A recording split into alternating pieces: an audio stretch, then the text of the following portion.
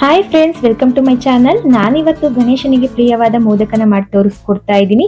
ಗಣೇಶ ಹಬ್ಬಕ್ಕೆ ತುಂಬಾನೇ ಸುಲಭ ವಿಧಾನದಲ್ಲಿ ಗರ್ಗರಿಯಾದ ಮೋದಕನ ಯಾವ ರೀತಿ ಮಾಡ್ಕೊಳ್ಳೋದು ಅನ್ನೋದನ್ನ ಇವತ್ತಿನ ಈ ವಿಡಿಯೋದಲ್ಲಿ ತೋರಿಸ್ಕೊಡ್ತಾ ಇದ್ದೀನಿ. ಹಾಗಿದ್ರೆ ಬನ್ನಿ, ಮಾಡ್ಕೊಳ್ಳೋದಿಕ್ಕೆ ಯಾವೆಲ್ಲ ಇಂಗ್ರೀಡಿಯೆಂಟ್ಸ್ ಗಳು ಬೇಕು, ಹಾಗೆ ಮಾಡೋ ವಿಧಾನ ಹೇಗೆ ಅಂತ ಇವತ್ತಿನ ಈ ವಿಡಿಯೋದಲ್ಲಿ ಒಂದ್ಸಲ ನೋಡ್ಕೊಂಡು ಬರೋಣ. ಮೊದಲಿಗೆ ನಾನಿಲ್ಲಿ ಮೋದಕನ ಮಾಡ್ಕೊಳ್ಳೋದಿಕ್ಕೆ ಒಂದು ಕಪ್ ಆಗುವಷ್ಟು ಹಸಿ ತೆಂಗಿನಕಾಯಿ ತುರಿನ ತಗೊಂಡಿದ್ದೀನಿ. ನೀವು ಬೇಕಿದ್ರೆ ಒಣ ಕೊಬ್ಬರಿನಲ್ಲೂ ಮಾಡ್ಕೊಬಹುದು, ಆದ್ರೆ ನಾನು ಇಲ್ಲಿ ಹಸಿ ತೆಂಗಿನಕಾಯಿ ತುರಿನ ಬಳಸಿ ಮಾಡಿ ತೋರಿಸ್ಕೊಡ್ತಾ ಇದ್ದೀನಿ. ನಂತರ ನಾನು ತೆಂಗಿನಕಾಯಿ ತುರಿನ ಅರ್ಧದಷ್ಟು ಬೆಲ್ಲನ ತಗೊಂಡಿದ್ದೀನಿ. ಸಿಹಿ ಇಷ್ಟಪಡೋರು ಬೇಕಿದ್ರೆ ಇನ್ನೂ ಸ್ವಲ್ಪ ಜಾಸ್ತಿ ಹಾಕೊಂಡು ಕೂಡ ಮಾಡ್ಕೊಬಹುದು. ಹಾಗೆ ಒಂದ್ 2-3 ಟೇಬಲ್ ಸ್ಪೂನ್ ಆಗುವಷ್ಟು ಹುರ್ಗಡ್ಲೆನ ತಗೊಂಡಿದ್ದೀನಿ. ಹಾಗೆ ಮಿಕ್ಸ್ ಡ್ರೈ ಫ್ರೂಟ್ಸ್ ನ ಈ ರೀತಿ ಸಣ್ಣ ಸಣ್ಣದಾಗಿ ಕಟ್ ಮಾಡಿ ಇಟ್ಕೊಂಡಿದ್ದೀನಿ.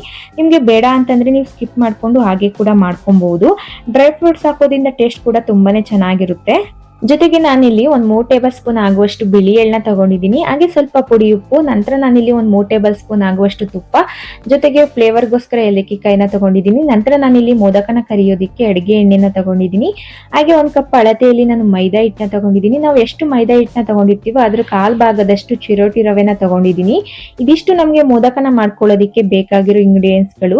ಇದಿಷ್ಟನ್ನು ಬಳಸಿ ಮೋದಕನ ಯಾವ ರೀತಿ ಮಾಡೋದು ಅನ್ನೋದನ್ನ ಇವತ್ತಿನ ಈ ವಿಡಿಯೋದಲ್ಲಿ ಒಂದ್ಸಲ ನೋಡ್ಕೊಂಡು ಬರೋಣ ಬನ್ನಿ. ಮೊದಲಿಗೆ ನಾನಿಲ್ಲಿ ಒಂದು ಮಿಕ್ಸಿ ಜಾರ್ಗೆ 3 ಟೇಬಲ್ ಸ್ಪೂನ್ ಆಗುವಷ್ಟು ಹುರ್ಗಡ್ಲೆನ ಹಾಕೊಂತಾ ಇದ್ದೀನಿ. ಜೊತೆಗೆ ಫ್ಲೇವರ್ಗೋಸ್ಕರ 3 ಏಲಕ್ಕಿಕಾಯಿನ ಸೇರಿಸ್ಕೊಂತಾ ಇದ್ದೀನಿ. ಏಲಕ್ಕಿಕಾಯಿನ ಹಾಕೊಳ್ಳೋದ್ರಿಂದ ಫ್ಲೇವರ್ ತುಂಬಾನೇ ಚೆನ್ನಾಗಿರುತ್ತೆ. ಇದನ್ನೆರಡನ್ನು ಹಾಕೊಂಡ್ ನಂತರ ನಾವು ಇದನ್ನ ಪುಡಿ ಮಾಡ್ಕೊಬೇಕು. ನೋಡಿ, ನಾನು ಈ ರೀತಿ ಪುಡಿ ಮಾಡ್ಕೊಂಡಿದ್ದೀನಿ. ತುಂಬಾ ತರ್ತರಿಯಾಗಿ ಮಾಡ್ಕೊಳ್ಳೋದೇನ್ ಬೇಡ. ನೋಡಿ, ಈ ರೀತಿ ಪುಡಿ ಮಾಡ್ಕೊಂಡ್ರೆ ಸಾಕು. ಇದಾಗಿದೆ, ಇದನ್ನ ಪಕ್ಕಕ್ಕಿಡೋಣ. ನಂತರ ನಾನಿಲ್ಲಿ ಮೋದಕನ ಮಾಡ್ಕೊಳ್ಳೋದಿಕ್ಕೆ ಕಣ್ಕನ ಕಲ್ಸ್ಕೊಳ್ಳೋದಿಕ್ಕೋಸ್ಕರ ಒಂದು ಬೌಲ್ನ ತಗೊಂಡಿದ್ದೀನಿ. ಮೊದಲಿಗೆ ನಾನಿಲ್ಲಿ 1 ಕಪ್ ಆಗುವಷ್ಟು ಮೈದಾ ಹಿಟ್ಟನ್ನ ಹಾಕೊಂತಾ ಇದ್ದೀನಿ. ನಂತರ ಚಿರೋಟಿ ರವೆ ಕೂಡ ಸೇರಿಸ್ಕೊಂತಾ ಇದ್ದೀನಿ. ನಾವು ಮೈದಾ ಹಿಟ್ಟನ್ನ ಎಷ್ಟು ತಗೋತೀವೋ ಅದ್ರ 1/4 ಭಾಗದಷ್ಟು ಚಿರೋಟಿ ರವೆನ ಹಾಕೊಬೇಕು. ಚಿರೋಟಿ ರವೆನ ಹಾಕೋದ್ರಿಂದ ಮೋದಕಗಳು ತುಂಬಾನೇ ಕ್ರಿಸ್ಪಿ ಆಗಿರುತ್ತೆ, ಹಾಗೆ ಪರ್ಫೆಕ್ಟ್ ಆಗಿ ಕೂಡ ಬರುತ್ತೆ. ನಂತರ ಇದಕ್ಕೆ 1 ಚಿಟಿಕೆ ಆಗುವಷ್ಟು ಪುಡಿ ಉಪ್ಪನ್ನು ಕೂಡ ಹಾಕೊಂಡು, ಜೊತೆಗೆ 2-3 ಟೇಬಲ್ ಸ್ಪೂನ್ ಆಗುವಷ್ಟು ತುಪ್ಪನ ಸೇರಿಸ್ಕೊಬೇಕು. ತುಪ್ಪನ ಸೇರಿಸ್ಕೊಂಡ್ ನಂತರ ನಾವು ಎಲ್ಲಾನು ಚೆನ್ನಾಗಿ ಒಂದ್ಸಲ ಕೈಯಿಂದಾನೇ ಮಿಕ್ಸ್ ಮಾಡ್ಕೊಬೇಕು. ತುಪ್ಪ ಹಾಕೋದ್ರಿಂದ ಮೋದಕಗಳು ತುಂಬಾನೇ ಕ್ರಿಸ್ಪಿ ಆಗಿರುತ್ತೆ, ಹಾಗೆ ತಿನ್ನೋದಕ್ಕೂ ಕೂಡ ತುಂಬಾನೇ ಟೇಸ್ಟಿ ಆಗಿರುತ್ತೆ. ನೋಡಿ, ಈ ರೀತಿ ಎಲ್ಲಾನು ಚೆನ್ನಾಗಿ ಮಿಕ್ಸ್ ಮಾಡ್ಕೊಬೇಕು. ಉಂಡೆ ಅದಕ್ಕೆ ಬರೋ ಹಾಗೆ ನಾವು ಮಿಕ್ಸ್ ಮಾಡ್ಕೊಬೇಕು. ನೋಡಿ, ಈ ರೀತಿ ಉಂಡೆ ಕಟ್ಟಿದ್ರೆ ನೋಡಿ ಯಾವ ರೀತಿ ಬರ್ತಿದೆ ಅಂತ. ನಂತರ ನಾವು ಇದಕ್ಕೆ ಸ್ವಲ್ಪ ಸ್ವಲ್ಪ ನೀರ್ನ ಸೇರಿಸ್ಕೊಂಡು ಎಲ್ಲಾನು ಚೆನ್ನಾಗಿ ಹಿಟ್ಟನ್ನ ಕಲ್ಸ್ಕೊಬೇಕು. ಹಿಟ್ಟನ್ನ ಯಾವ ರೀತಿ ಕಲ್ಸ್ಕೊಬೇಕು ಅಂತಂದ್ರೆ ಪೂರಿ ಹಿಟ್ಟಿನ ಅದಕ್ಕೆ ಕಲ್ಸ್ಕೊಬೇಕು ನಾವು. ನೋಡಿ, ಈ ರೀತಿ ಹಿಟ್ಟನ್ನೆಲ್ಲ ಕಲ್ಸಿದ್ದಾಗಿದೆ. ಇದಕ್ಕೆ ಒಂದು ಮುಚ್ಚಳ ಮುಚ್ಚಿ ನಾವು ಪಕ್ಕಕ್ಕೆ ಇಡೋಣ.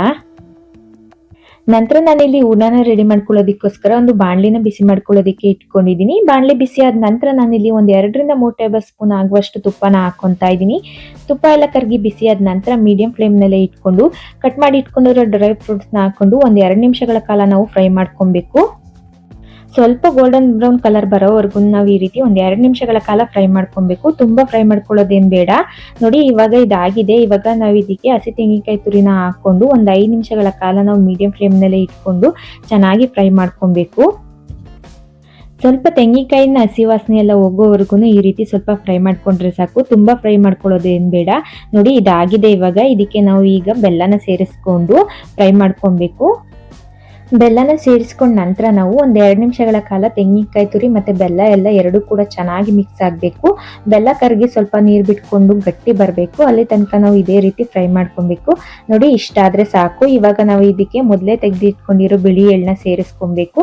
ಹಾಗೆ ಜೊತೆಗೆ ಮೊದಲೇ ಪುಡಿ ಮಾಡಿ ಇಟ್ಕೊಂಡಿರೋ ಹುರ್ಗಡ್ಲೆ ಪುಡಿನೂ ಕೂಡ ಸೇರಿಸ್ಕೊಂಡು ಎಲ್ಲಾನು ಚೆನ್ನಾಗಿ ಮಿಕ್ಸ್ ಮಾಡ್ಕೊಬೇಕು 2 ನಿಮಿಷಗಳ ಕಾಲ.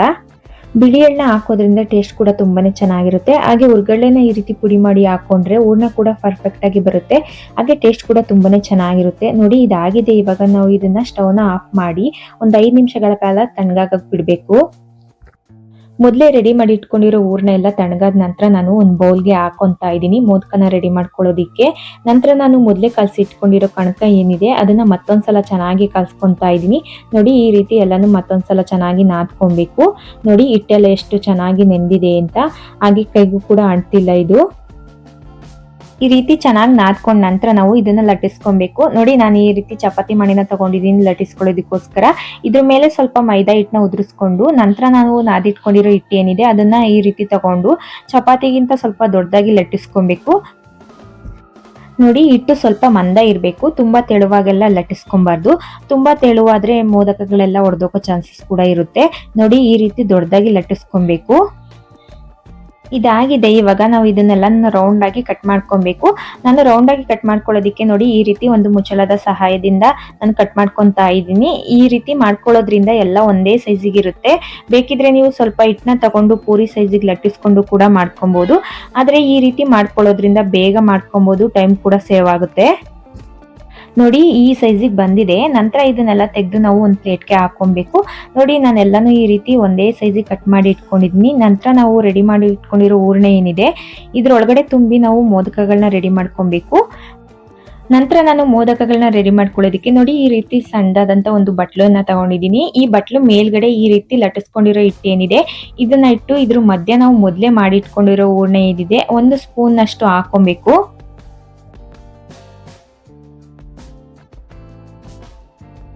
ನಂತರ ಈ ರೀತಿ ಎಳಿಯಾಗಿ ನೆರಿಗೆ ರೀತಿ ಸುತ್ಕೋತಾ ಹೋಗ್ಬೇಕು. ಈ ರೀತಿ ಮಾಡ್ಕೊಂಡು ನಂತರ ನಾನು ಮಾಡ್ತಿದ್ದೀನಲ್ಲ ಈ ರೀತಿ ಸುತ್ತಿ ಕವರ್ ಮಾಡ್ಕೊಬೇಕು. ನೋಡಿ ಈಸಿಯಾಗಿ ಮಾಡ್ಕೊಬಹುದು, ಕಷ್ಟ ಅನ್ಸಲ್ಲ. ನೋಡಿ ಎಷ್ಟು ಪರ್ಫೆಕ್ಟ್ ಆಗಿ ಮೋದಕಗಳನ್ನ ರೆಡಿ ಮಾಡ್ಕೊಬಹುದು ಕೈಯಲ್ಲೇನೆ. ನೋಡಿ ತುಂಬಾ ಈಸಿಯಾಗಿ ಮಾಡ್ಕೊಬಹುದು. ನಾನು ತೋರಿಸ್ತಿದ್ದೀನಲ್ಲ ಈ ರೀತಿ ಎಲ್ಲಾನು ಒಂದೊಂದಾಗಿ ಮಾಡಿಟ್ಕೊಬೇಕು. ಈ ರೀತಿ ಮಾಡಿಟ್ಕೊಂಡ್ರೆ ಬೇಗ ಆಗುತ್ತೆ. ಈ ರೀತಿ ಎಲ್ಲಾನು ಮಾಡಿಟ್ಕೊಂಡು ಆಗಿದೆ. ನೋಡಿ ಎಷ್ಟು ಚೆನ್ನಾಗಿ ಬಂದಿದೆ ಅಂತ. ಇದಾಗಿದೆ. ಇವಾಗ ಇದನ್ನೆಲ್ಲ ನಾವು ಎಣ್ಣೆಲಿ ಕರ್ಕೊಬೇಕು. ನಂತರ ನಾನಿಲ್ಲಿ ಮೋದಕಗಳನ್ನ ಕರಿಯೋದಿಕ್ಕೆ ಅಡುಗೆ ಎಣ್ಣೆನ ಕಾಯೋದಿಕ್ಕೆ ಇಟ್ಕೊಂಡಿದ್ದೀನಿ. ಎಣ್ಣೆ ಕಾದ ನಂತರ ಲೋ ಫ್ಲೇಮ್ ನಲ್ಲೇ ಇಟ್ಕೊಂಡು ರೆಡಿ ಮಾಡಿ ಇಟ್ಕೊಂಡಿರೋ ಮೋದಕಗಳು ಏನಿದೆ ಅದನ್ನ ಒಂದೊಂದಾಗಿ ಎಣ್ಣೆಲಿ ಬಿಡ್ತಾ ಹೋಗ್ಬೇಕು. ಈ ರೀತಿ ಎಲ್ಲಾನು ಎಣ್ಣೆಲಿ ಬಿಟ್ಟ ನಂತರ ನಾವು ಲೋ ಫ್ಲೇಮ್ ನಲ್ಲೇ ಇಟ್ಕೊಂಡು ಫ್ರೈ ಮಾಡ್ಕೊಬೇಕು. ಹೈ ಫ್ಲೇಮ್ ನೆಲ್ಲ ಏನಾದ್ರು ಇಟ್ಕೊಂಡು ಬೇಯಿಸ್ಕೊಂಡ್ರೆ ತುಂಬಾ ಬೇಗ ಕಲರ್ ಬರುತ್ತೆ ಅಷ್ಟೇ, ಒಳಗಡೆ ಎಲ್ಲ ಬೆಂದಿರಲ್ಲ. ಹಾಗೆ ಒಂದ್ 2 ನಿಮಿಷ ಬಿಟ್ಟು ನಾವು ಮಧ್ಯ ತಿರುಗಿಸ್ಕೊಂಡು ಬೇಯಿಸ್ಕೊಬೇಕು. ಒಂದ್ 5 ನಿಮಿಷಗಳ ಕಾಲ ಇದೇ ರೀತಿ ಬೇಯಿಸ್ಕೊಂಡ್ರೆ ಮೋದಕಗಳೆಲ್ಲ ಚೆನ್ನಾಗಿ ಬೇಯ್ಕೊಳ್ಳುತ್ತೆ.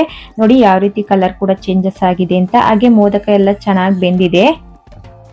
ತುಂಬಾ ಕಡಿಮೆ ಟೈಮ್ ನಲ್ಲಿ ಬೇಗ ಮಾಡ್ಕೊಬಹುದು. ಹಾಗೆ ತಿನ್ನೋದಕ್ಕೂ ಕೂಡ ತುಂಬಾ ಟೇಸ್ಟಿಯಾಗಿರುತ್ತೆ. ಈ ರೀತಿ ಎಣ್ಣೆಲಿ ಕರೆದು ಮಾಡೋದ್ರಿಂದ ಒಂದ್ 3-4 ದಿನಗಳ ಕಾಲ ಇಟ್ಕೊಂಡು ತಿನ್ಬಹುದು. ಟೇಸ್ಟ್ ಕೂಡ ಹಾಳಾಗೋದಿಲ್ಲ. ನೋಡಿ ಮೋದಕಗಳೆಲ್ಲ ಎಷ್ಟು ಚೆನ್ನಾಗಿ ಬೆಂದಿದೆ ಅಂತ. ಇದನ್ನೆಲ್ಲ ತೆಗೆದು ನಾವು ಒಂದು ಪ್ಲೇಟ್ಗೆ ಹಾಕೊಬೇಕು. ತುಂಬಾನೇ ಸಿಂಪಲ್ ಆಗಿ ಮನೇಲೆ ಗಣೇಶ ಹಬ್ಬಕ್ಕೆ ಈ ರೀತಿ ಮೋದಕಗಳನ್ನ ರೆಡಿ ಮಾಡ್ಕೊಬಹುದು.